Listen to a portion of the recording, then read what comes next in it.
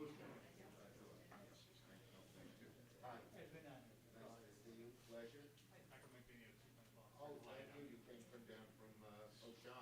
Nice. Hello, Dave.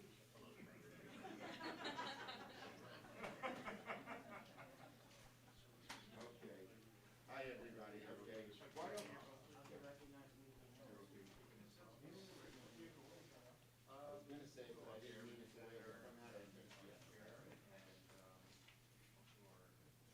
Why don't we get some of the workers? Why don't you just come stand behind us? It's always good when there are people there, so people see there's no people. Good. Good seeing you. Yes, you too. You don't have to say anything. And you don't even have to smile. You got your man. Great. Please. Thank you for. Thank you. Come on, folks. Come on, everybody. Good. Okay. And David is going to kick things off. Oh, Dave, you're going to kick things off. Sure. Great. Thank you. Absolutely. There's some spots over by the fireplace. Yeah, come over there. Get nice and warm. Well, welcome everyone to Wyoming County Community Health System. I'm David Kobus, the CEO here, and it's my distinct pleasure to introduce to you the senior senator from New York, the Majority Leader of the United States Senate, Senator Chuck Schumer. Thank you. Thank you, Dave, and welcome. Glad to be here. And I want to thank everyone for being here. Now I'm allowed to take off my mask when I speak. Those are the rules. And I want to thank Dave for the good job he does. We have Dr. Michael Minio, Chief Medical Officer of Kaleida Health, on behalf of OSHI. As many of you know, Wyoming County treats the immediate kids who have RSV, what is that middle word, the S? How do you say it? Syncytial. Okay. Respiratory syncytial virus. What does syncytial mean? You're asking the wrong guy. Okay. We also have our great chair of our Board of Supervisors and the town supervisor here in Warsaw, Becky Ryan, who does a great job, and we work very closely together.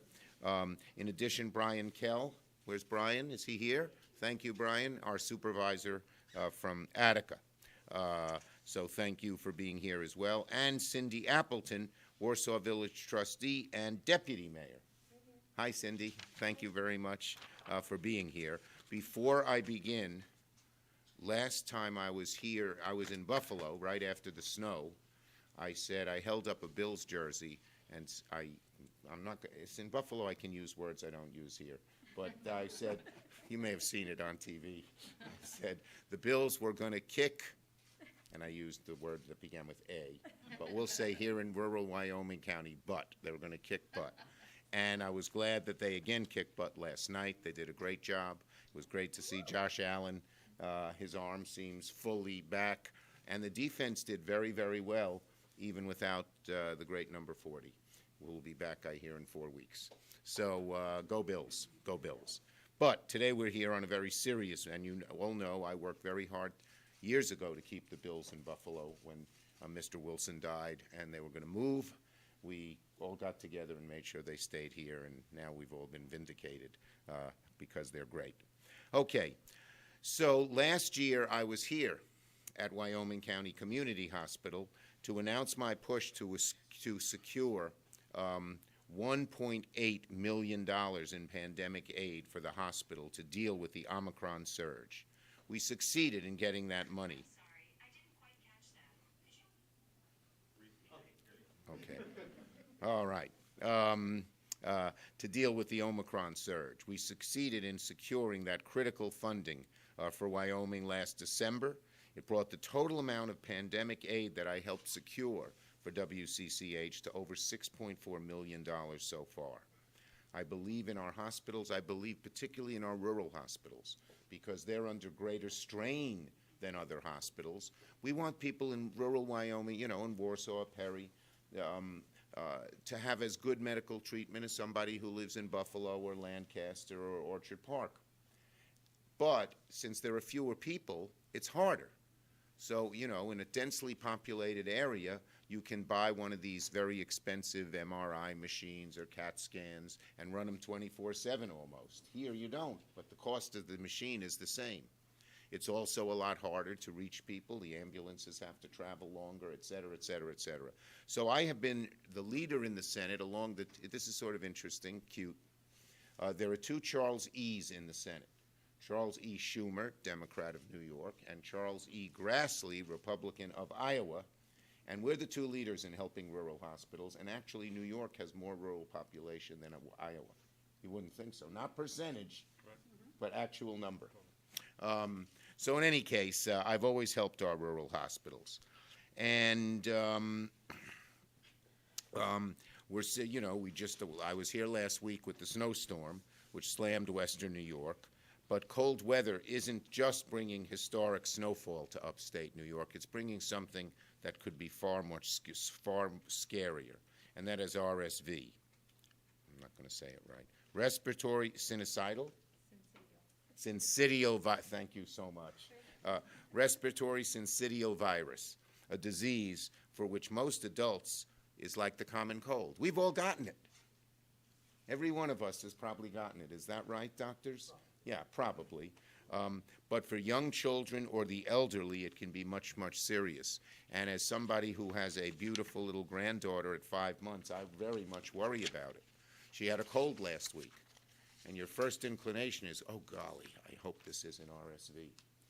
And so it's tough on the little kids. But we have to treat them. And that's what comes in here today. So in western New York, and with great hospitals, rural hospitals like Wyoming County Community Hospital, or more urban hospitals like Oshai, have both been overwhelmed with huge spikes in RSV cases for kids. And this increases waiting times at the emergency rooms, there are backlogs, and in tandem with the rise in flu and COVID, it is straining our healthcare providers in ways they haven't seen in quite a while. So listen to some of the statistics for western New York just in the past month. First, this is by far the busiest RSV season that western New York hospitals like Oshai and like Wyoming County have seen. At Oshai Children's Hospital, which serves Wyoming County because the more serious cases from here are sent over to. They have had over 1,000 pediatric RSV admissions just this fall. A typical 6-month season would be about 4 months. So in this a shorter time, and it's already 2.5 times as big.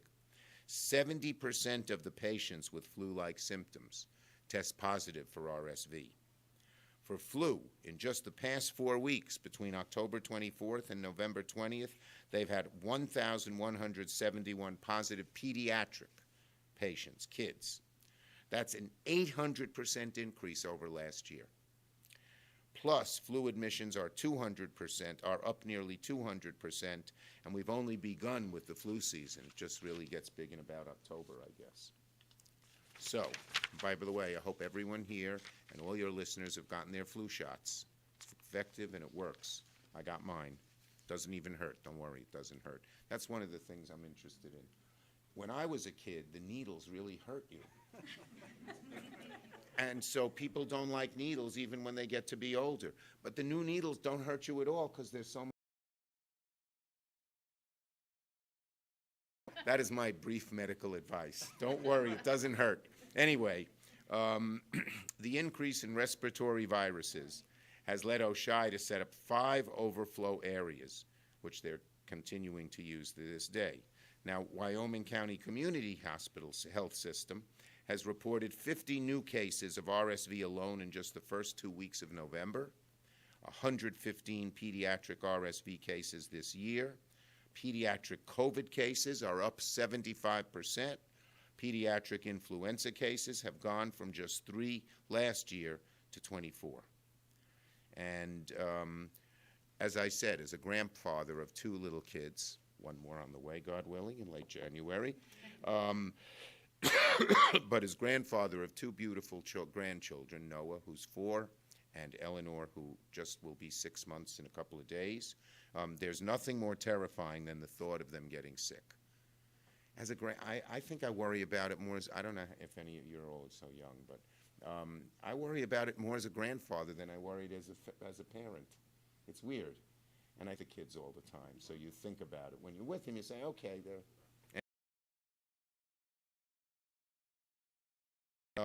it's terrible. Hospitals who are pushed to the brink, increased waiting times, full beds, all the while their child is struggling to breathe because of RSV.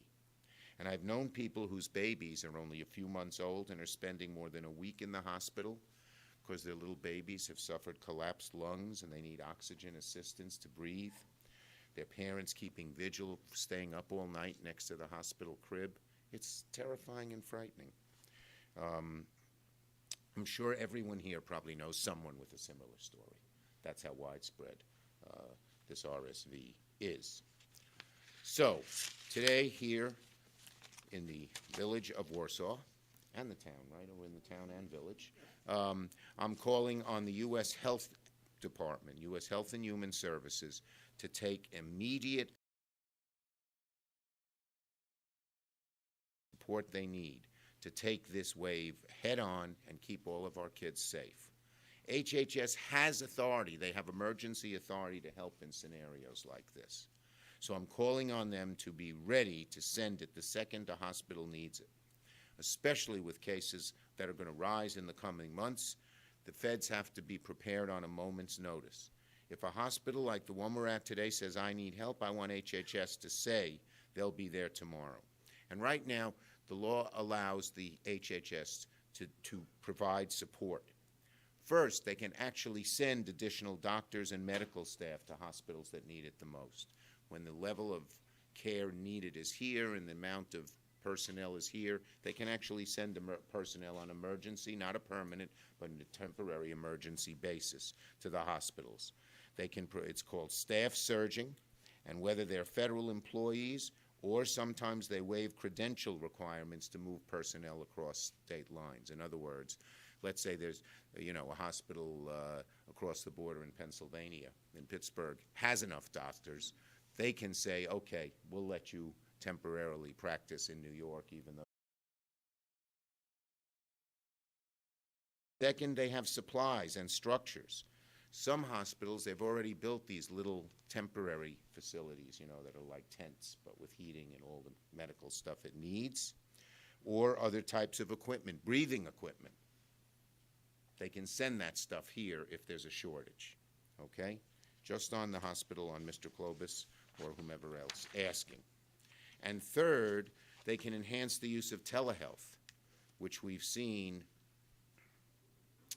has grown dramatically, particularly in rural areas, and we put about $7 billion into our last budget bill to provide more telehealth, permanent telehealth, with a special set aside for rural hospitals. You'll be able to apply for that quite soon. But in any case, what does that telehealth mean? Well, first, worried parents can speak to a provider right away. And the ability to reach somebody and report to them the symptoms or even show them the symptoms via telemedicine is very, very important and relieving. It can also help overwhelm doctors and nurses in hospitals with pediatric specialists being able to advise emergency room workers on their patients, okay? Let's remember, many of our rural and smaller hospitals, how many beds are here, Dave? 62. 62, which is a smaller hospital. How many Oshai has? 185, so you can see the difference in magnitude. They're not set up to care for a huge influx of the kids that require ventilators, other extreme medical interventions. So they send them to hospitals like Oshai, but then Oshai is short. So we need help for all of our hospitals, our urban, suburban, and rural hospitals. The good news is that RSV is very treatable. If you get the right treatment, the odds of returning to a safe, healthy childhood with no permanent damage is extremely high. But you got to get people the materials they need. Okay? There are reports that a vaccine may be as ready as soon as next year, God willing. But for now, this is all we have, and we can't have a preventative vaccine, so we need to provide the best outstanding care. So is Oshai, but we got to help them during this particular crisis. So, I'm not alone in asking for this, but I'm using my clout as majority leader to get them to act. Last week, the Children's Hospital warned of unprecedented levels of RSV hospitals to the breaking point. They urged that this be done. So I'm here to tell HHS, start addressing this ASAP to keep children in Western New York and Rochester, across upstate New York, safe this winter. And so that's what we're doing, and I will use my clout to make sure that it's available when any hospital in Western New York or in anywhere in New York State calls on people to need. So now I'm going to call on Michael Mineo, the Chief Medical Officer for Kaleida, representing Oshai, to share his remarks. Thank you, Michael. Thank you. Did you ever hear Sal Mineo? I have. Oh, good. Who has? Who of you younger people? Thank you, Senator. I'm Dr. Mike Mineo. You're not related. No, but lots of patients have asked me about it, which led me to Google him, which is how I learned about him. Yeah, he was a great early rock and roll 1950s, singer. Yes, the original James Dean. James, that's right. I'm Dr. Michael Mineo, Chief Medical Officer of Kaleida Health, which includes Oshai's Children's Hospital. A typical RSV season, respiratory syncytial virus, spans from November to April. In a typical year, we'll get about 250 admissions, so children sick enough to be admitted with RSV. We're already over 1,100. We peaked at 150 cases in 1 week time period, actually being sick enough to require admission. We're starting to see just a little dip. The challenge is we went from 150 to 100 at the same time we went up to 50 influenza admissions. Keep in mind we typically only have 70 influenza admissions an entire season. The net result is a really strained building and workforce. We have a hospital that is consistently at 120% capacity. We have a 20-bed pediatric ICU unit. So that's when the kids are really sick. That is consistently over capacity, 22, 24 patients, requiring that we house patients in the post-ambulatory care area or the emergency department. Our team has done a great job coming together to solve this. We've opened up 5 overflow areas. We've turned the area in front of our cafeteria into an extended ER bed for the less sick children. But we can only do so much. It really does take the community to come together. It's going to require all of us getting vaccinated, making sure our family and friends are vaccinated, Right. but also requires community support. The hospital system and our teams are coming through COVID. To the senator and his strong advocacy to help give us the resources that we need, that our exhausted team needs, to be successful to care for our children, to care for the children at Oshai Children's Hospital, but also to take care of the children from the 8 counties of Western New York and beyond. This is straining all the hospitals. We're getting requests to take children from Syracuse, Rochester, Albany.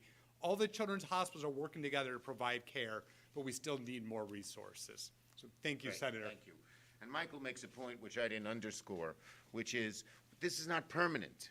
They're not going to send a doctor permanently here. But for the few months where things are peaking, that's when it's needed, and will do the most good. Thank you. Great. And last but not least, we have, as I mentioned, we have a great county supervisor. She's chairman of the board of county supervisors, Becky Ryan, who does a wonderful job, and we always work across party lines to get things done. And Becky. it's so good to see you Thank again, you, Becky. too, and have you here. You've been a great friend to Wyoming County, and we appreciate it. And I'm so glad that you're here at our hospital. Our hospital actually employs over 600 people. Wow. It's our biggest employer in the county. And as you mentioned, rural hospitals are stressed. Going through COVID without having to be able to have the revenue-creating surgeries. Right. And we're trying to rebound. And there's a shortage of nurses and healthcare workers because during the COVID pandemic that we didn't have the schooling Right. to Right. Good point. produce more. So that's probably going to be at least a decade, I think, To to get build back it on back. track, yeah. Right. So anything you can do to help us on that end, I too. will. We'd appreciate it, but again, thank you very much. I know that you're here at least once a year. Oh, And more, we right. we are happy to see you and that you're a patron of our airport, too. Thank you, Becky. I am. Yes, yes. And I help the airport out. Thank you. Okay, so I don't think we have any other speakers. The great Chris Zeltman, who runs our office, takes care of Wyoming County, and many of the other adjoining counties, is here. I think I'll call on first someone named David McKinley. You're going to use your clout to get them HHS to act.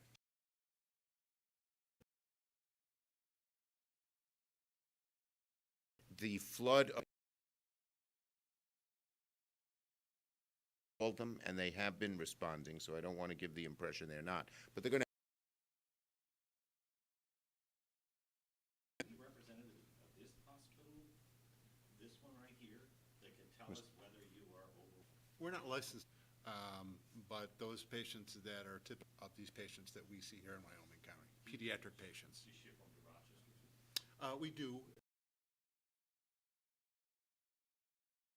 Where are they coming from? The cities, New do paperwork. They got to be ready because they're going to be asked.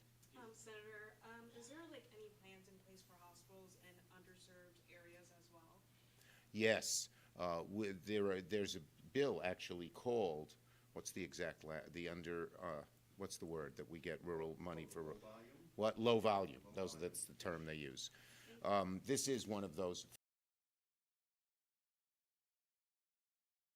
Hospital is owned us, so two of our Adirondacks. So it's the county legislature that's in charge, but there's a special program, and that is, we're going to get that in the omnibus budget that's going to come up in the next. You know, there may be a need for HHS.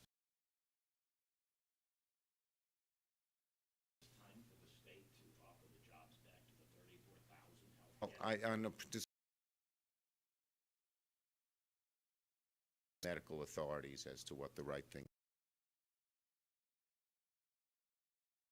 Unvaccinated exceeds the benefit that they provide on all of these parties. Okay?